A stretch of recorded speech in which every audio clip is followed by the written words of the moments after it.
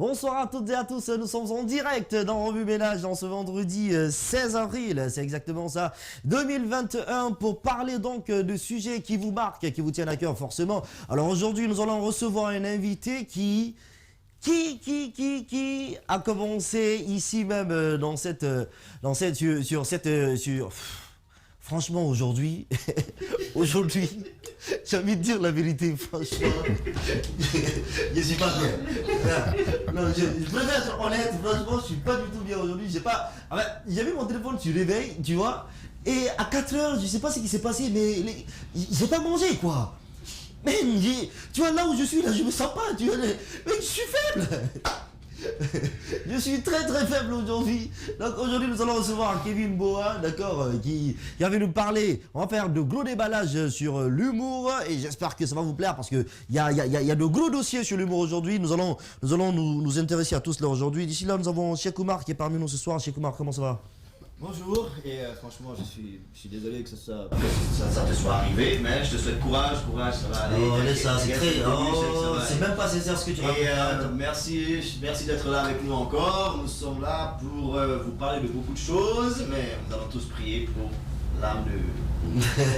T'inquiète, je vais pas mourir d'ici la fin de l'émission. Et là, comment ça va? Ça va, Raïm, ça va. Contrairement à toi, moi j'ai pas fait cette erreur de gawa là. Moi, le réveil, je te dis comment je le fais. Le réveil, je le programme en plusieurs étapes. D'abord, il y a le premier qui sonne à 4h, 95, 80, 50. Je continue comme ça jusqu'à ce que je me réveille. Pardon, vous avez dit quoi? Attends. Le micro de qui ne donne pas? Ça doit être moi, c'est moi qui suis pas chanceux. Le micro de son ne donne pas, c'est ça? Oh, c'est dommage. Comment ça va, Sylvia? Les gars, je les entends pas. Comment ça va, Sylvia? Excuse-moi. Tu vois, tellement que t'es une balance. Il faut comment Ah, je sais pas, moi. Sylvia. Son appareil a sonné. Ça, il l'a vu, il a fait ça. Non, mais je jure pour une fois, je sais pas ce qui s'est passé. Sylvia, comment ça va? Tu vas bien? Bonsoir, Raïm. Ça va, j'ai pas demandé toi. Bah si, tu peux.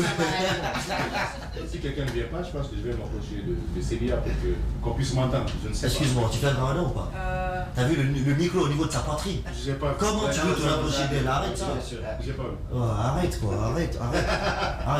Et ma téléspectateur, aujourd'hui donc nous avons l'immense plaisir de recevoir un humoriste qui n'a pas sa langue dans sa poche et qui est au courant de ce qui se passe dans ce milieu-là, puisqu'il était là depuis le début, tout s'est passé devant lui. Et aujourd'hui nous allons le recevoir pour qu'il nous dise à peu près pourquoi l'humour guinéen, depuis ce moment-là, pourquoi jusqu'à présent l'humour guinéen a du mal à s'exporter, a du mal vraiment à prendre à l'image des autres pays, sachant que la Guinée quand même, on regorge d'énormes talents ici, mais il y a certains problèmes. Est-ce qu'on peut accueillir, s'il vous plaît, Kevin Boa qui est parmi nous ce soir?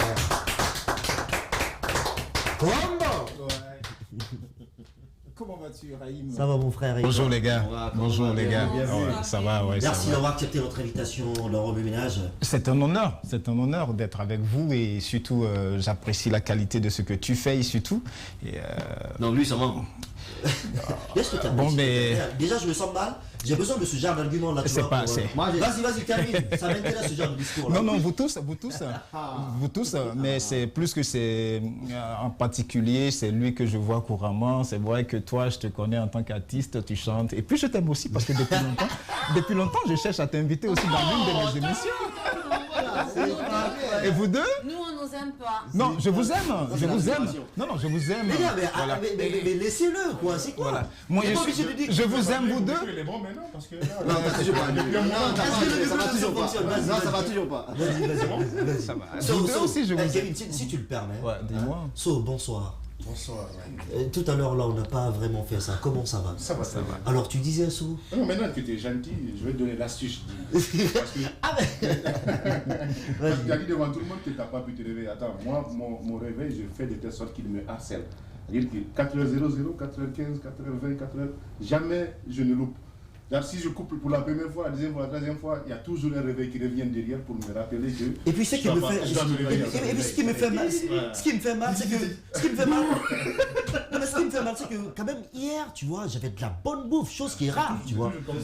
Chose qui est très rare. Heureusement pour toi. En tant que célibataire, tu vois.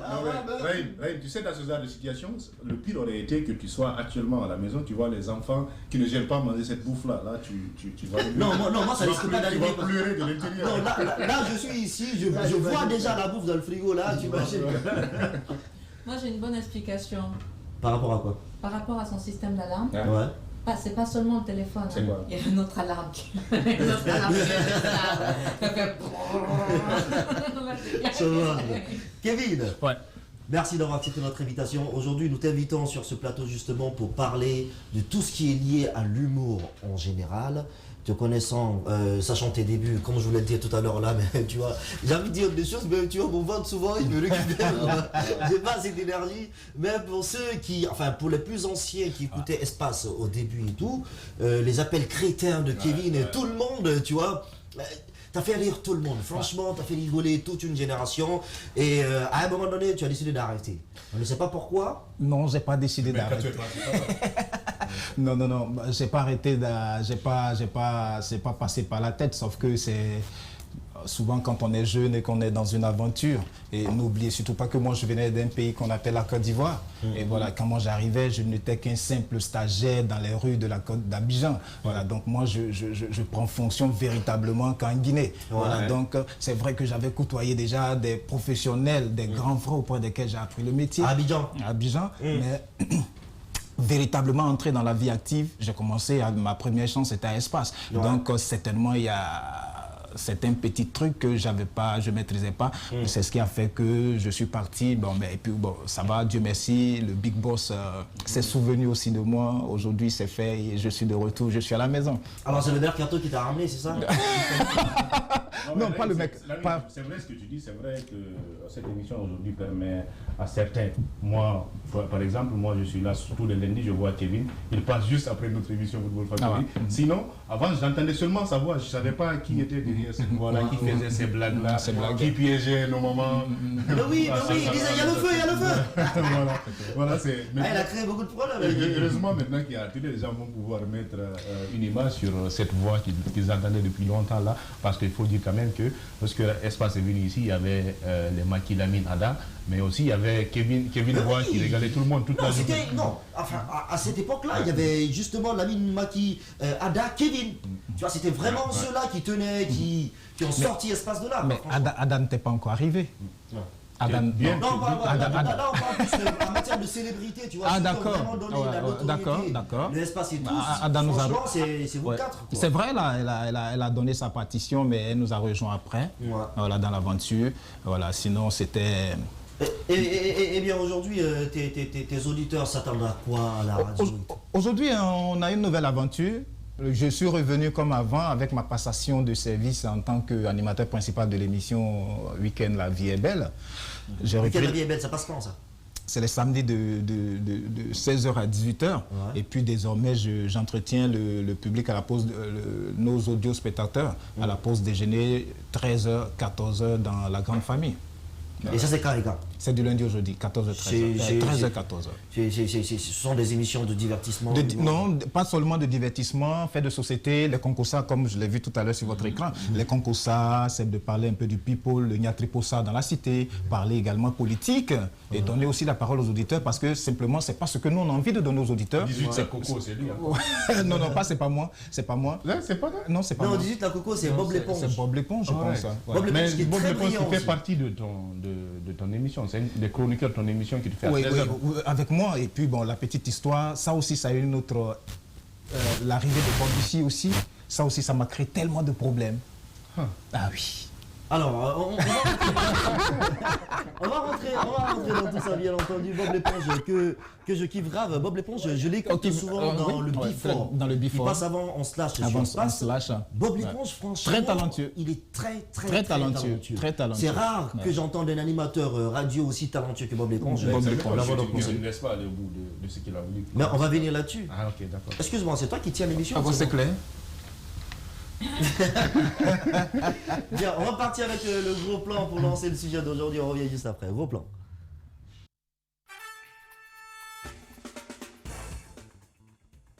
Bon, il y en a qui sont mal formés, je l'avoue. Je ne vais pas citer de nom, mais il y en a, même s'ils le font en langue, mais c'est nul à chier, quoi. Mais il y en a qui sont bien. Il y en a qui sont bien. Bon, d'une part, il y a ça, on est mal formé, et aussi le secteur vraiment n'est pas très développé en Guinée. Et ça fait que c'est ce qui nous pousse d'ailleurs à aller. S'il y avait vraiment la bonne formation ici, on n'allait pas aller à l'extérieur pour se former. Ou le secteur aussi, si c'était bien développé, ça allait être la même chose en Guinée ici, même avec la présence de l'Institut supérieur des arts de Morikanté. Et ça pouvait faire un de... L'humour, c'est ressort qui divertit, séduit, agace même parfois.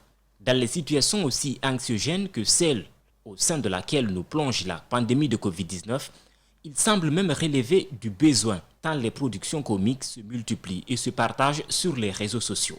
Parlant de la Guinée, voici un pays où le secteur de l'humour peine à se faire de la place, aussi bien sur le plan local que sur l'échiquier international. Les humoristes So Pedro, Zébal Traoré, Moïse Tchafn, Thérèse et Mamatog, pour ne citer que cela, peinent à imposer l'humour en Guinée et à l'exporter. Les questions que nous nous posons dans cette émission est pourquoi l'humour guinéen peine à s'exporter. Nos humoristes sont-ils mal formés ou un refus de se professionnaliser pour que l'humour ne soit pas sectoriel? Nous ouvrons le débat sur ce sujet avec Kevin Bois, humoriste et PDG des productions Kohombo.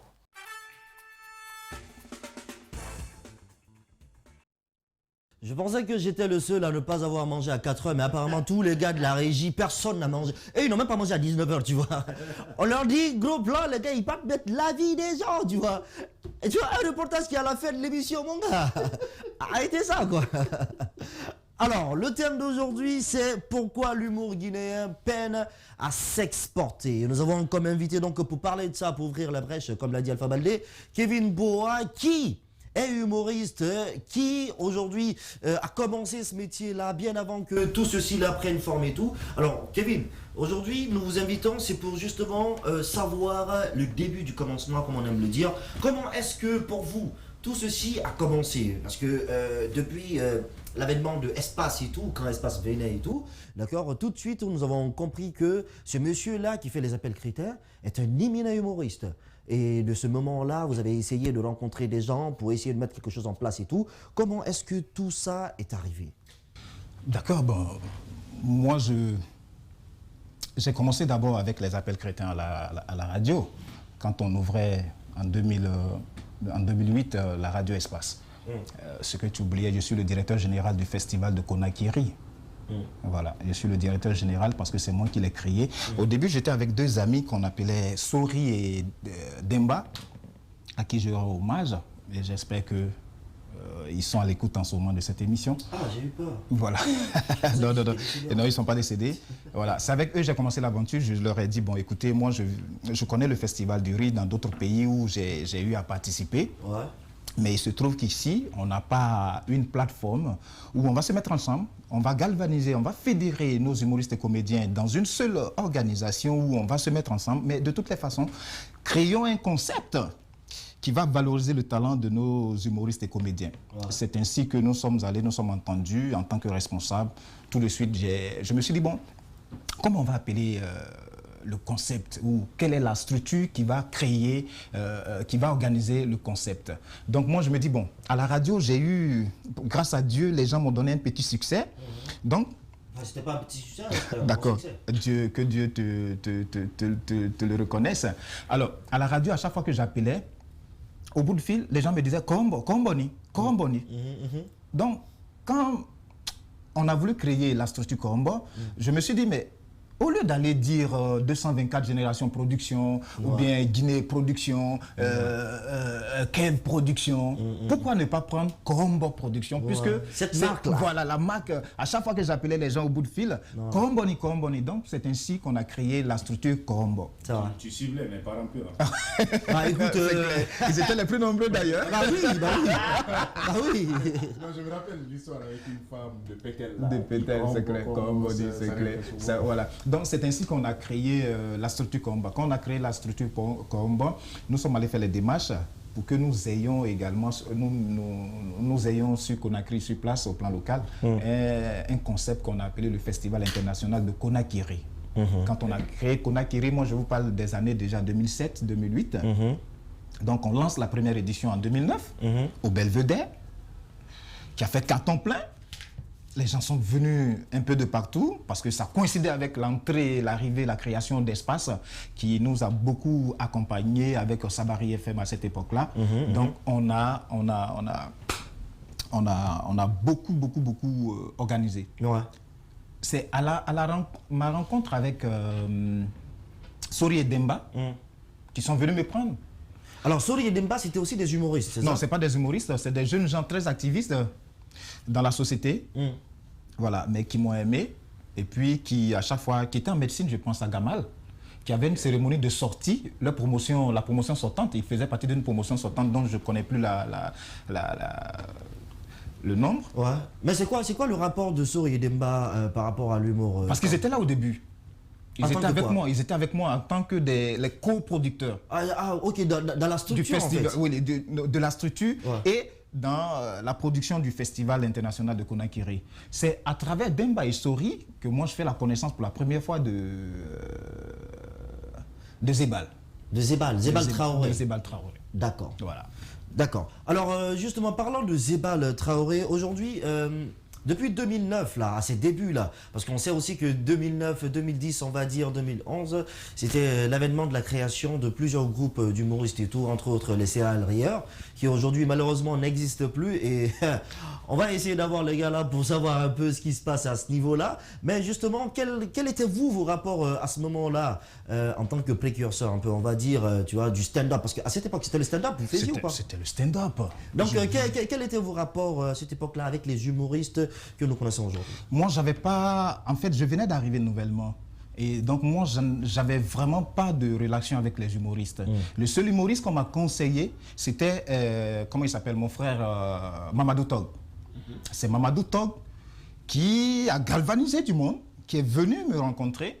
Et puis, non, c'est moi qui suis allé le rencontrer parce qu'on m'a donné son numéro. Et moi, je suis allé le rencontrer, on a pris rendez-vous, on a discuté. Il a trouvé que l'initiative était belle. Et puis, il m'a apporté son soutien au Belvédère. Il est venu, il a presté, il a joué, il a apporté d'autres gars, on a joué. Donc, moi et Mamadou Tog, on a de très bons rapports. Pour preuve, la dernière fois, il y a de cela à peine un mois, je suis allé le rencontrer à son bureau à Koza parce que j'ai une prochaine activité innovante et captivante qui va bientôt fleurir. Voilà, dont tonton Jeannot William, je suis allé déclarer déjà au niveau de la Direction nationale de la culture, auprès de tonton Jeannot William au BGDA et à la propriété intellectuelle. Voilà. Donc, bientôt, ça va se faire. C'est parce que c'est Covid qui fait. Sinon, on aurait déjà lancé le concept. Merci à tonton Tonkara et à tanti Magas, qui sont respectivement la présidente et le vice-président du comité d'organisation et présidente des membres des jurés.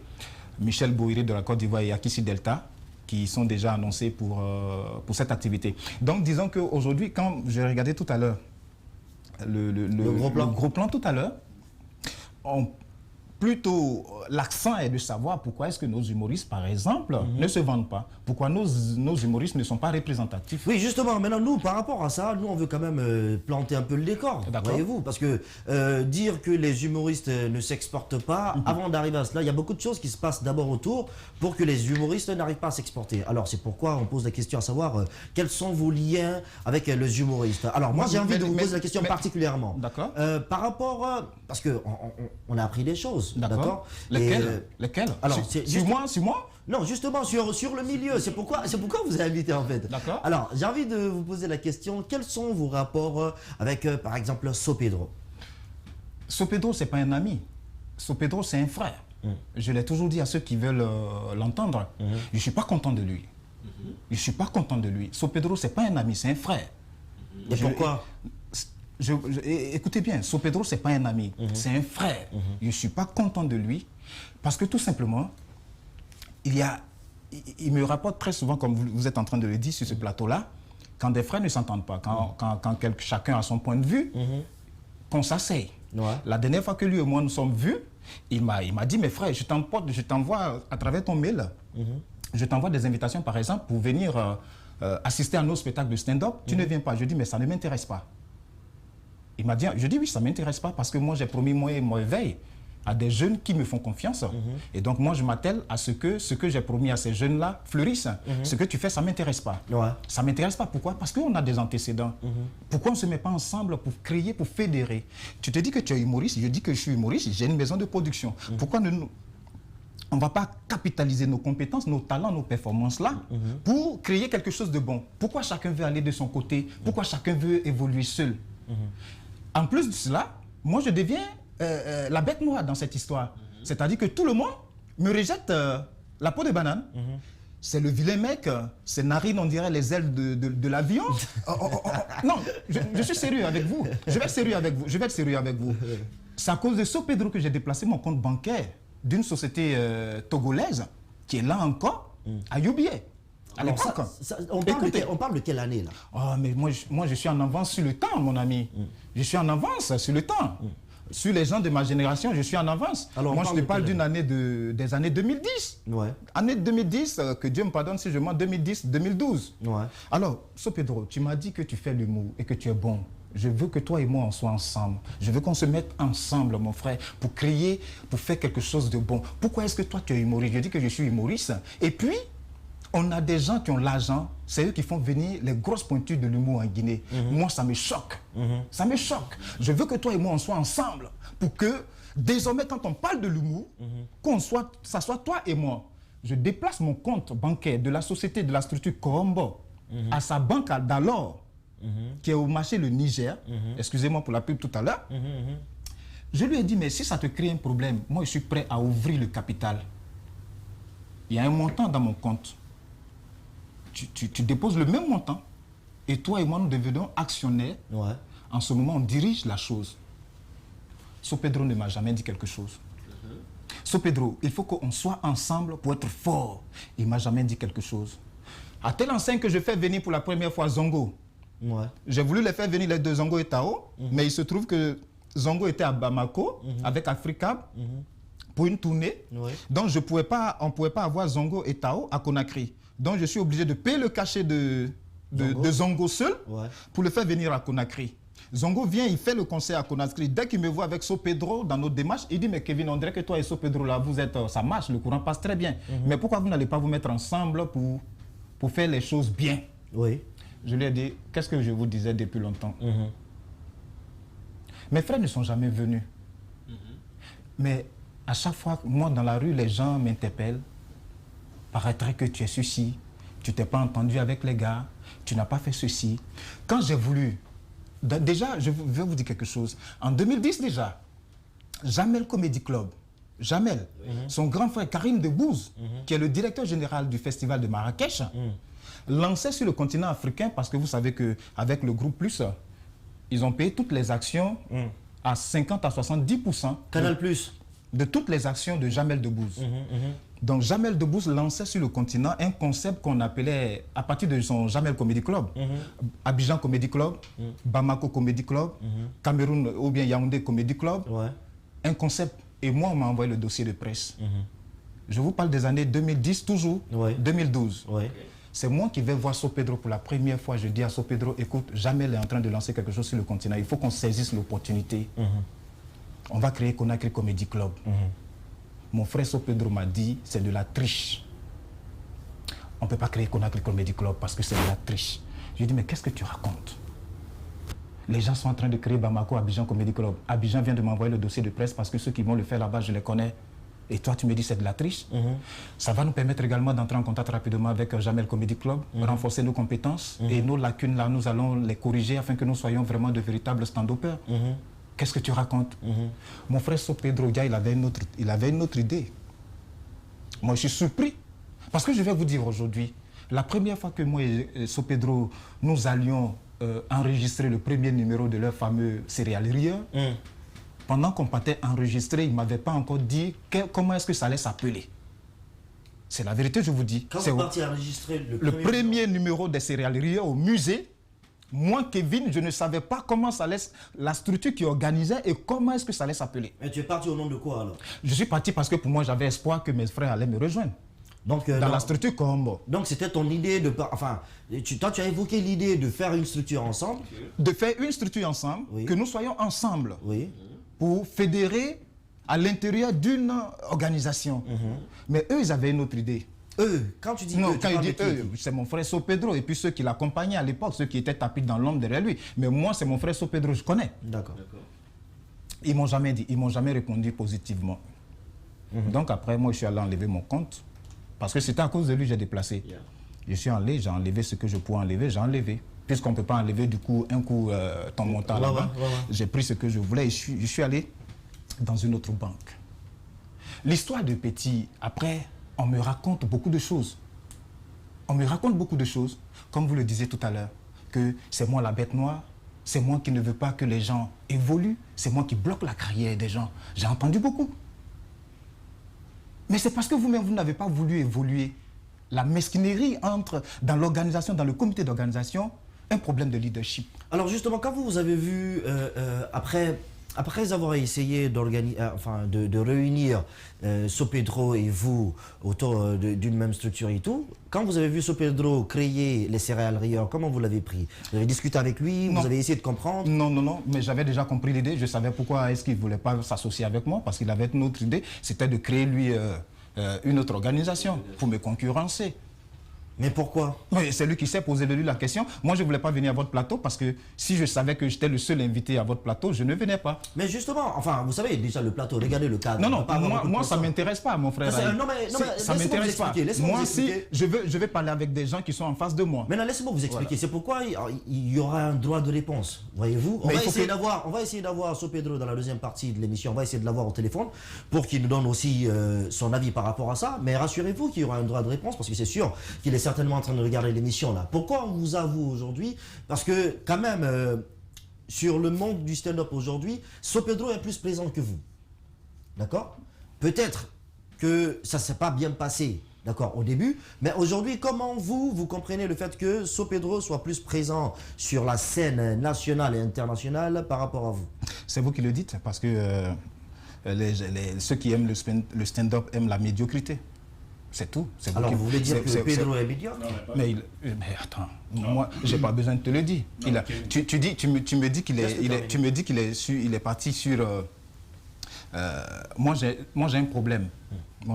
J'aime beaucoup la qualité. Ouais. C'est ça mon problème. J'aime la qualité.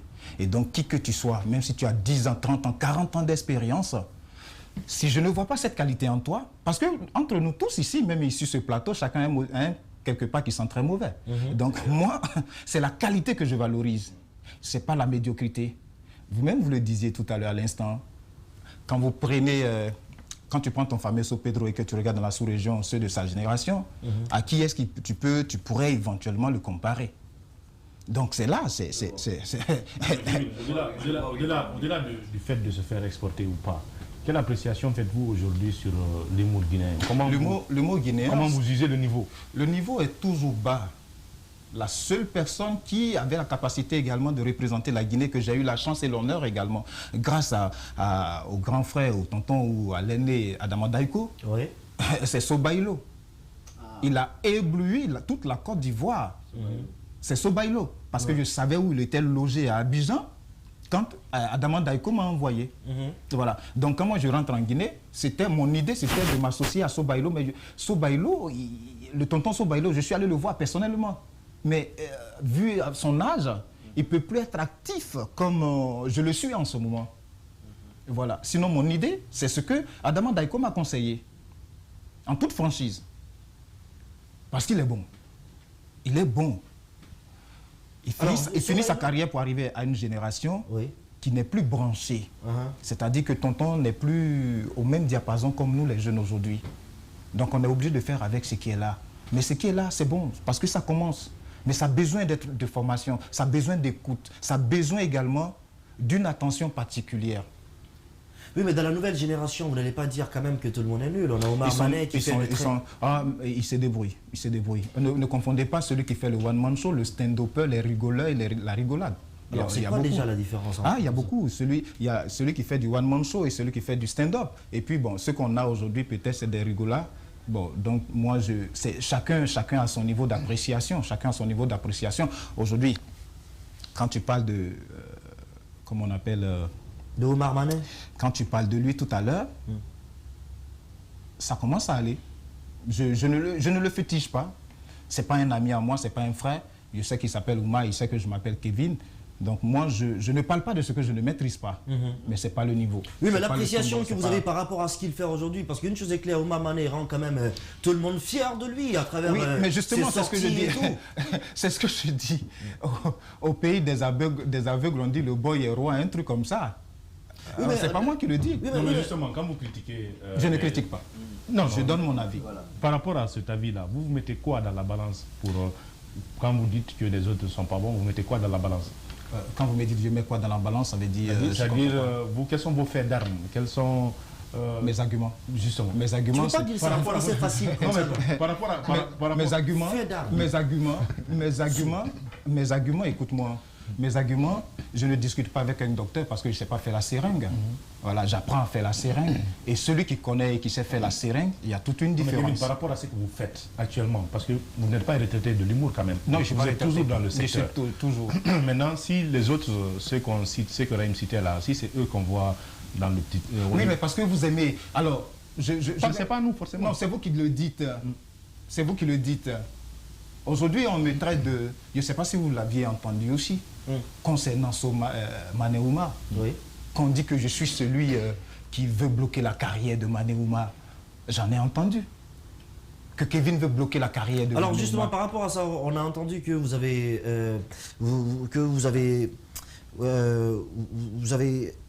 que vous avez interdit, enfin vous avez parlé lors de l'enregistrement du premier numéro de Ouma Mané au Parlement du Rire, que vous avez intervenu pour dire non, il ne doit pas y aller, il n'est pas de taille, il n'a pas le niveau. Est-ce vrai? C'est quelle médiocrité? Qu'est-ce qu'est la médiocrité? La médiocrité, c'est quand on exprime des choses comme ça. Comment vous pouvez dire qui moi je suis pour interdire Mané Ouma d'aller à une telle compétition? Les gens n'aiment pas la vérité dans ce pays. Pourquoi ils font ça? Pourquoi ils font ça? Écoute, Raïm, tu as de la qualité. Tu as de la qualité, mais tu n'es pas mon ami. Je le dis à qui veut m'entendre. Ouais. Je t'ai déjà apprécié à plusieurs occasions. J'ai eu à présenter également tes événements. Moi, je suis fier de toi. Tu as de la qualité. Tu as de la qualité. Ce n'est pas moi qui ai parlé de Mané Ouma, chers amis. Je me souviens, allez-y demander à la RTG, M. Aloussen Sano, qui est le directeur de programme. Qui était le directeur de programme d'alors de la RTG à Colomans, qui m'appelle sur mon téléphone. J'étais au réfectoire, si vous connaissez la RTG. Le réfectoire se trouve maintenant derrière. À l'époque, c'était de l'autre côté, vers la bourse là-bas. Oui. C'est M. Aloussen Sano de la RTG qui m'appelle, qui me dit « Kevin, j'ai besoin de toi tout de suite à mon bureau. » Je dis « Mais chef, je suis en train de manger. » Il dit « Tu fermes ton repas, tu montes, le chef t'appelle. » Je dis « Bon chef, je monte. » Je pense que son bureau était au 3e ou au 4e. Oui, il est toujours au 3e. Un truc comme ça. Quand je monte, j'ouvre son bureau, c'est Dibé Cravate, je vois. Ok. Je dis, mais grand frère, qu'est-ce que tu fais? Il me dit, ah, vous connaissez déjà? Je dis, mais c'est mon grand frère, je le connais. Mais grand frère, qu'est-ce que tu fais là? Il ne m'explique pas le dossier devant M. Aloussen Sano. Il me fait descendre. Il me dit, bon, quand il est parti à la RTG, je ne sais pas qu'est-ce qu'il était parti, mais M. Aloussen, devant lui, M. Aloussen Sano m'a dit, il est venu, il cherche les humoristes. Et on lui a dit que tu es une personne de ressources, c'est pourquoi je t'appelle. Va t'entretenir avec lui. Il me fait descendre, si vous connaissez, les escaliers en montant dans le hall de la RTG. Oui. C'est là-bas, Dibé Cravate me dit, je dis, mais grand frère, qu'est-ce qui se passe? Tu es là pourquoi? Il me dit, non, je suis là pour prendre des Guinéens ou un Guinéen pour envoyer au Parlement du Rire. Je dis, mais grand frère, tu ne peux pas venir comme ça. Il y a la RTG qui est là, il y a des télévisions qui sont là. Pourquoi tu ne m'appelles pas? Vous ne m'appelez pas d'avance pour que nous fassions un grand casting, donner l'opportunité aux jeunes afin que nous puissions choisir le talentueux. C'est sorti de la bouche de Dibé Cravate, je le dis et je le répète, et puisque ça tombe bien, puisque l'émission est enregistrée, il m'a dit, il n'y a pas. Il n'y a pas quoi? Il n'y a pas de bons humoristes. Où? On va en Guinée. Il m'a dit, écoutez-moi bien, laissez-moi finir. Il m'a dit, il n'y a pas de bons humoristes, mais Mané Ouma, au moins il se débrouille en bon français, on va le prendre. J'ai dit, non grand frère, moi je ne suis pas d'accord avec toi. Écoutez bien ce que je dis. Je dis, Dibé Cravate dit, il n'y a pas de bons humoristes. Mais Mané Ouma, au moins, comme il parle le français qu'on entend, au moins il s'exprime, il a une bonne diction, on va le prendre pour partir. Et ça, c'était en quelle année? Oh bon, moi je ne retiens pas les années parce que je ne suis pas hypocrite, mon frère, ça ne m'intéresse pas. C'est les propos de l'homme qui comptent. Je lui ai dit, grand frère, je ne suis pas d'accord avec toi. ce que vous avez fait, je ne suis pas content.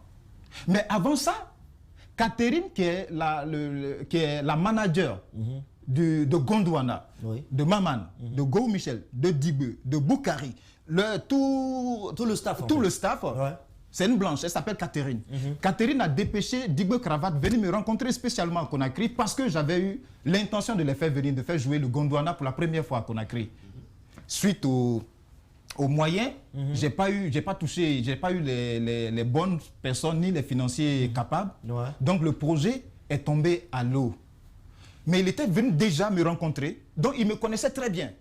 Tu ne peux pas me dépasser et sur un coup de tête, tu viens prendre quelqu'un pour aller représenter la Guinée. C'est pas moi qui ai dit. Les gens disent que non, Kevin a critiqué ça. Je ne sais pas maintenant, est-ce que c'est Dibé qui allait dire aux gens que Kevin... Moi, j'ai dit à Dibé, devant Dieu, devant lui-même, je lui ai dit, grand frère, je ne suis pas d'accord, parce que ça devrait être un gros casting qu'on devrait ouvrir. Donner l'opportunité à tous les jeunes qui veulent s'exprimer. Et donc, on ne pourrait pas venir tirer sur coup de tête. Vous, à cette époque-là, vous auriez préféré que qui parte? C'est pas moi. Donner l'opportunité aux jeunes. Donner l'opportunité aux jeunes. Donc, il fallait organiser un casting. Organiser un casting. Moi, c'est ce que j'ai proposé. Il me dit, non, on est déjà pris par le temps. Je vais au centre culturel, là, tout de suite, là. Mais, petit frère, je te reviens. Et finalement, vous avez vu Mané... Moi, j'ai vu Mané partir. Après, on dit que non, moi, j'ai dit, je veux bousiller la carrière de Mané Ouma. Mais depuis quand? Depuis quand? Mané, c'est pas mon ami. Mané, c'est pas mon frère. Moi, je connais mes frères, je connais mes amis. Quand je t'appelle frère, je suis avec toi. Quand je t'appelle ami, je sais en matière d'amitié, là, jusqu'où ça va. Moi, je ne critique pas parce que je ne peux pas t'aider. Donc, je ne te mets pas les bâtons dans les roues. Tant que je ne peux pas t'aider, je ne te mets pas les bâtons dans les roues. Qu'on arrête. Nous sommes tous des jeunes. On a une ambition. Mettons-nous ensemble pour faire des bonnes choses.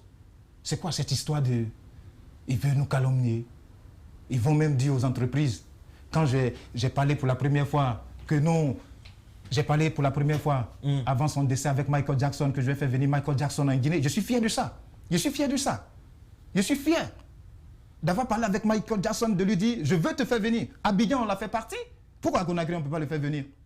Mais il n'y a pas les moyens. Je suis fier. On dit tenter l'impossible, là, c'est s'en approcher. Et moi, je suis fier d'avoir parlé avec lui. Et tu as parlé de vive voix avec Michael Jackson? Pourquoi pas?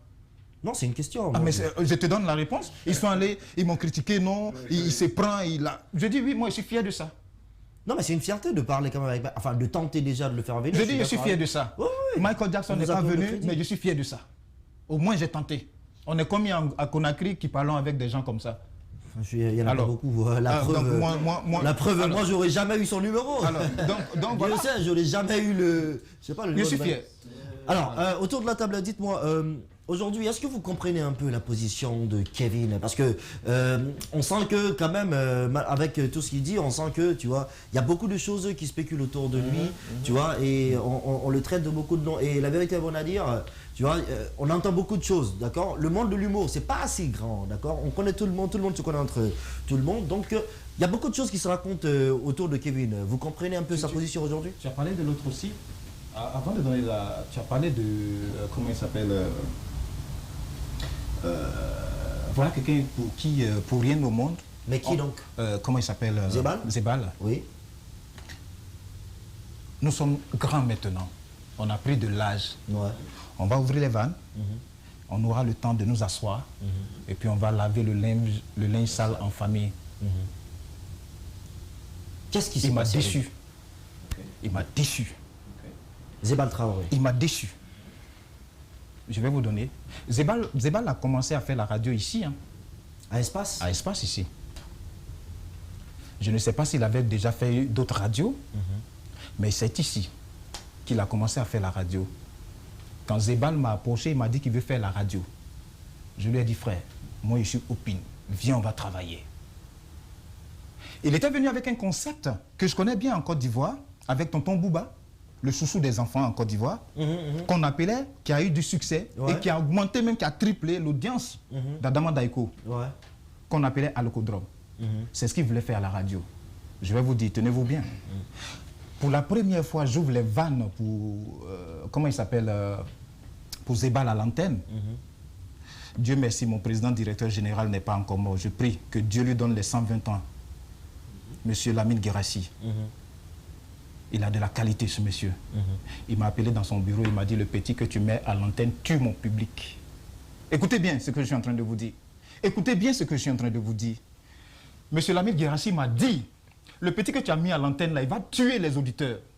Je t'ai confié une bonne émission, mais si tu ne fais pas attention, ce mec-là, il va tuer. Je lui ai dit, monsieur, vous m'avez responsabilisé, je prends la responsabilité. J'ai dit que ce petit-là, je vais lui donner sa chance, il faut que je lui donne sa chance. Il m'a dit, Kevin, ça te risque et péril. Écoutez bien ce que je vous dis. Ouais. Il m'a dit, je lui ai dit, monsieur, vous m'avez donné la possibilité. Moi, je vais donner la chance à ce jeune-là. Dès que je suis sorti, je l'ai appelé, je lui ai dit, écoute-moi bien. Il faut que tu fasses professionnel, que tu fasses bien ton travail. Moi, j'ai confiance en toi, je crois en toi. Monsieur Lamine Guérassi ne pourra pas te donner la prime parce qu'il ne te voit pas encore en train de bousculer les auditeurs, enfin de faire crépiter le téléphone. Parce qu'il n'a pas assez confiance en toi. Il n'a pas assez confiance en toi. Ouais. Donc, remue-toi, travaille. Tu es un garçon, travaille. Tu es venu pour travailler, travaille. Madame Diallo qui a la comptabilité, son bureau était avant au 3e. Ouais. Si elle a encore un souvenir, elle a encore les signatures de Zébal. Je vais vous dire, je faisais les trafics routiers en début de la radio, de la création. Je donnais les infos trafic. Ouais. C'est une découverte que je fais aujourd'hui. Monsieur Lamine Guérassi me donnait pour la prime du carburant 150 000, comme pour la voiture. Je partageais ça avec Zébal, 75 000, parce qu'il me disait qu'il n'avait rien et qu'il venait de très loin. Je lui ai dit, tu es un garçon, tu dois travailler. Nous tous qui sommes là, on a travaillé pour être là où nous sommes aujourd'hui. Toi, tu ne vas pas faire l'exception. C'est à ma grande surprise que je l'ai introduit dans ma boîte. Vous savez, le téléphone que j'ai là, c'est le numéro depuis que je l'ai, depuis 2006-2005, c'est le même numéro. Il m'a envoyé un message un matin. Parce que je suis venu en retard à une réunion dans la structure Colombo. Il m'a envoyé un message pour me dire qu'il est déçu de moi et qu'il s'en va. Et pourquoi? C'est lui seul qui sait. Vous n'avez jamais eu de... Je l'appelle pas. Je t'appelle pas. Mais vous n'avez jamais cherché à savoir? Je t'appelle pas pour te demander. Tu sais pourquoi je t'appelle pas pour demander?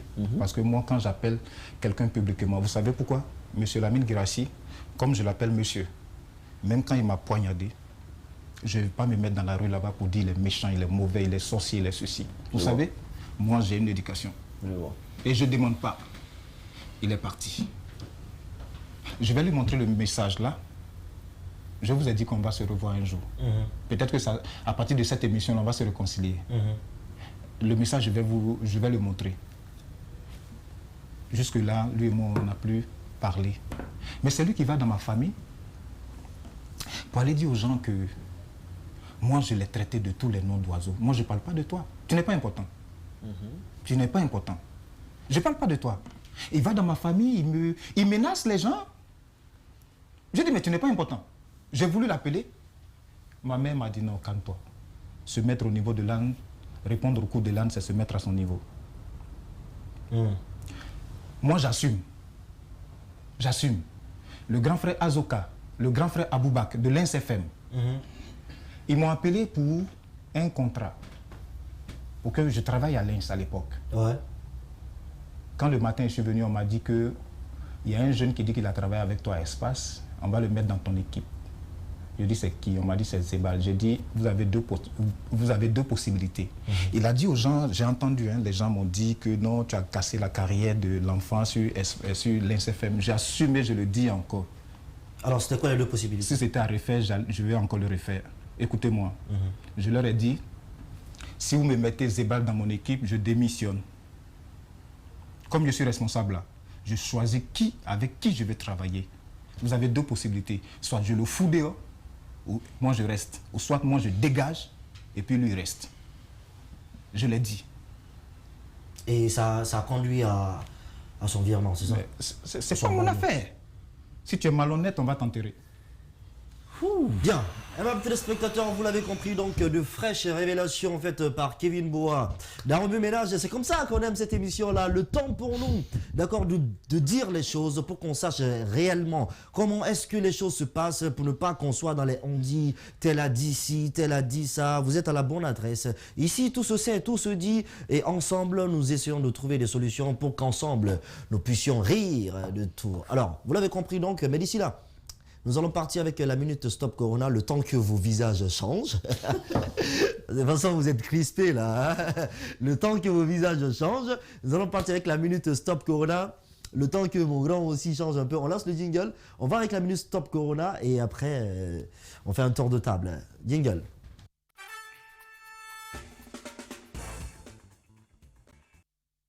Alors, la minute Stop Corona, elle est très simple. C'est une minute top chrono, Kevin. Une minute chrono, d'accord? Et tu vas essayer de nous expliquer un geste barrière. Ok? Tu choisis. En une minute, tu nous expliques le geste barrière. Et après, si ton geste barrière arrive à nous convaincre, nous on like ou on dislike. You like, you dislike. You like, la. Okay. 1 minute chrono, c'est quand vous voulez. La régie. Top, c'est parti. Bon, on vous a dit que coronavirus existe. Et c'est vrai, c'est une réalité. Alors, lorsque vous achetez votre masque au marché, vous le dépliez. Alors, assurez-vous de bien le porter. En le portant, pour ceux qui ont les bavettes avec les oreilles, il faut s'assurer que au niveau du nez, pliez-le très bien. Et la bavette également n'est pas pour le menton. Il faut que la bavette arrive jusque là. Et les oreillers là. Assurez-vous que votre masque ou votre bavette a été bien portée afin de vous éviter également, non seulement, parce que vous savez, vous montez dans les marques, dans les taxis, là, il y a des gens qui ne montent pas avec de bonnes odeurs corporelles. Il y a des gens, par exemple, qui viennent, c'est pour juste... donc, portez bien la bavette. Alors, ça fait 1 minute chrono. Comme ça me disait, c'est ça. Faire le petit truc. Alors, on like, bien sûr que je like. Non, je l'aime parce qu'il m'a tiré, j'ai dit, et puis là, il est ok, d'accord. La chute, tu attendais la chute en fait, tu vois. La bonne blague se reconnaît toujours par sa chute. Alors, les gars, continuez toujours à porter les masques, les mêmes gestes barrières là, respectez-les parce que Corona existe toujours malheureusement, mais un jour, Inch'Allah, un jour, Corona ira. Alors, on va faire le tour de table maintenant. Célia, on a écouté Kevin. D'accord, c'est vraiment de grandes révélations qu'il a faites aujourd'hui par rapport à tous ces gars-là. Mais moi, ce que j'ai envie de savoir, déjà avant de te donner la parole, excuse-moi, tout ce que, Kevin, tout ce que vous avez cité tout à l'heure là, d'accord, c'est des choses qu'on vous a faites à vous. Ouais. D'accord, mais il est bien aussi de reconnaître son tort quand on fait certaines choses. Alors, de tous les noms que vous avez cités, c'est-à-dire Pedro, Zebal et consorts, qu'est-ce que vous avez fait à l'un d'entre eux que vous avez envie de faire un mea culpa qui leur a peut-être poussé à réagir d'une certaine manière, que vous voulez quand même partager parce que c'est bien aussi de partir dans ce sens-là. J'ai bien dit tout à l'heure que à ce Pedro même, je lui ai déjà dit, je vous ai dit tout à l'heure, quand il m'a invité à plusieurs reprises, je lui ai dit que ça ne m'intéresse pas, mais tu sais que je ne suis pas content de toi. On aura le temps un jour de nous mettre ensemble pour parler de tout ça. Moi, je ne peux pas savoir. Parce que moi, j'ai parlé avec mes frères avec le cœur. Il n'y a pas eu une sortie d'argent où je les ai amadoués, où j'ai camouflé le blé. Pour dire que c'est ce qui fait qu'ils sont réticents envers moi. Mais tu n'as rien appris comme quoi, disant que toi, tu as fait quelque chose qui leur a... Je n'ai jamais rien appris de mes frères là, si ce n'est pas seulement que Kevin là, il est malhonnête. Ah, alors ça... Il n'arrive pas à mettre le doigt, lui n'arrive pas à mettre le doigt. Voilà pourquoi ils ont dit ça. Voilà. C'est eux qui vont le dire. C'est pourquoi je vous ai dit que moi, si je savais que j'étais le seul invité sur votre plateau, je n'allais pas venir. Parce que pour moi, c'était notre groupe là, le groupe là, aujourd'hui là, c'était bon pour qu'on soit ensemble. Et puis, face à face, on se frappe. Alors déjà, Kevin, ça tombe bien parce que là, Zebal est en ligne, on a réussi à le joindre. Je pense que là, lui aussi, il a des choses à dire. Zebal, bonsoir. Bonsoir à tous, bonsoir à tous les... Nala, s'il te plaît, augmente un peu le volume dans le studio. Comment ça va, mon frère? Ouais, je vais très bien, et vous, là-bas? Ça va, Dieu merci, le ramadan, ça se passe bien? Ça va, ça va. Alors, merci d'avoir accepté notre invitation sur le plateau de Remue Ménage. Nous sommes avec Kevin Bois. Et nous parlons aujourd'hui, il nous a fait de grosses révélations par rapport à vos liens. D'accord? Pas que toi, mais il nous a fait des révélations par rapport à vos liens et tout. Et il nous a expliqué, entre autres, ce qui se serait passé entre vous. Le fait que tu aies décidé tout d'un coup comme ça, malgré qu'il... Tu m'entends? Oui, je vous entends, je vous entends. Malgré qu'il t'ait accepté à Espace à tes débuts et tout, tu as décidé, toi, un beau jour comme ça, de partir et tout, en lui laissant juste un message et un soi-disant message qu'il garderait jusqu'à présent. Qu'est-ce que toi, tu peux dire par rapport à cela? Bon, je ne sais pas comment Kevin, ce qu'il a expliqué, je ne suivais pas l'émission et tout, donc j'aimerais vraiment bien écouter sa version parce que s'il a des griefs contre moi, moi je me dis que moi j'ai rien contre lui parce que voilà, c'est fait. Je suis pas, en fait, je suis pas propriétaire privée de Kevin. J'ai travaillé avec lui et à un certain moment j'ai vu que je pouvais évoluer seul. Je suis parti. Donc moi, dans ma tête, je me dis qu'il n'y avait pas de problème. Peut-être que lui, il se sent mal de quelque chose, il se repose de quelque chose. Donc si déjà il se repose de quelque chose, il peut commencer à déballer. Parce que pour moi, je me repose de rien. Moi, je suis allé avec la tête haute, sans problème. Je n'ai pas eu de problème avec quelqu'un à Espace. Déjà, Lamine est témoin. Je suis allé là-bas, je travaillais avec lui, sans prime de transport. Et lui, il est au courant de ça. Quand il commençait l'émission La Bande à Kevin, il m'a informé, je lui ai dit oui, je vais participer. Et j'étais à Zélécouré, il m'a fait venir de force, je suis venu. Et au moment où il était en train de discuter des primes de transport avec les gars, moi, je n'étais pas dedans. Donc, il est au courant que je partais là-bas sans prime de transport. Donc, déjà, à un certain moment, j'étais obligé de me chercher parce que tu es dans une émission de télé où vous êtes 4 et il y a 3 personnes qui sont payées. Et toi, tu n'es pas payé. À un certain moment, tu fais quoi? Tu t'en vas parce que tu n'es pas là pour chercher la bénédiction de quelqu'un là-bas. Personne ne tombe pas. Mais Kevin n'a qu'à dire les vraies causes. Pourquoi moi, je suis parti? Il n'a qu'à me dire, parce que c'est pas les problèmes de série ou l'émission et tout. Parce que à la base, on a commencé le fric ensemble. Il se souvient bien, on a commencé le fric ensemble. Donc à lui d'expliquer ce qui s'est passé. Si aujourd'hui il va s'asseoir sur des plateaux pour parler, pour pouvoir dire oui, il a fait ça pour moi, il a fait ça pour moi. Mais moi, personnellement, je reconnais qu'il a été le premier à m'envoyer dans une radio pour parler, mais il n'a pas été le premier à me faire passer le système. Il m'a vu avec mon humour. Il m'a vu que je faisais mon humour. Il a vu que j'étais humoriste. Il a vu que j'avais des blagues. Et il a décidé de me faire participer à son émission. Voilà. Mais il m'a rien appris. Il m'a rien appris. Donc, ça, il faut qu'on soit clair d'abord. Donc, maintenant, je vais écouter sa version, ce qu'il a dit par rapport à moi, par rapport à mon départ, par rapport à ce que j'ai laissé, les messages que j'ai envoyés et tout. Voilà. Donc, je vais attendre ce qu'il a dit. Moi, je polémique pas avec quelqu'un autour de ça, mais je veux comprendre vraiment ce qu'il a dit. Alors, Zébal, merci déjà. Moi, je vais le répondre. Zébal, merci beaucoup déjà. Merci de t'être livré à nous comme ça. Merci énormément. Alors, Kevin disait être déçu par toi par rapport au fait que tu sois parti. Kevin, alors si vous pouvez, comme il est là maintenant, au moins lui dire pourquoi vous êtes déçu pour qu'il sache au moins, ça peut être très bien, je pense. Moi, qu'il arrête son coq à l'âne. Qu'il arrête son coq à l'âne. Moi, je lui ai jamais forcé pour venir passer avec moi dans une émission. Moi, je lui ai jamais dit ça. Je lui ai jamais dit. Et puis, d'une part, son départ n'est pas parti de la radio. J'ai été clair avec vous que M. Lamine Guirassy m'a appelé en privé dans son bureau. Donc, ça n'a rien à voir. Il est parti à partir de la structure Corombo, dont le siège n'est pas caché. Ici, à la tannerie, ici, l'immeuble 7 étages au rez-de-chaussée. Vous disiez tout à l'heure que vous ne comprenez pas son départ. C'est lui qui sait. Moi, je ne sais pas. Non, mais pourquoi êtes-vous déçu par rapport au fait que... c'est son départ. Je vous dis, voilà, la manière de partir. Maintenant, dites-le lui, qu'il sache pourquoi. Oui, mais c'est lui qui sait. Demandez-le lui. Non, il dit qu'il ne sait pas pourquoi est-ce que vous êtes fâché. Donc, moi, je ne suis pas fâché. Je ne vous ai pas dit que je suis fâché. Je dis, je suis déçu. Voilà, son départ. Voilà. Il m'a envoyé un message pour me dire que lui-même il est déçu, qu'il s'en va. Voilà. Moi, je n'ai pas cherché à savoir. Il dit qu'il s'en va. Voilà. Donc, moi, je ne discute pas avec lui. Désolé. Si vous m'avez appelé, c'est pour vraiment qu'on s'y comprenne. Exactement, oui. J'ai l'impression que rien ne bouge, quoi. On est là, il ne veut pas parler, il est dessus. Non, mais Zébal.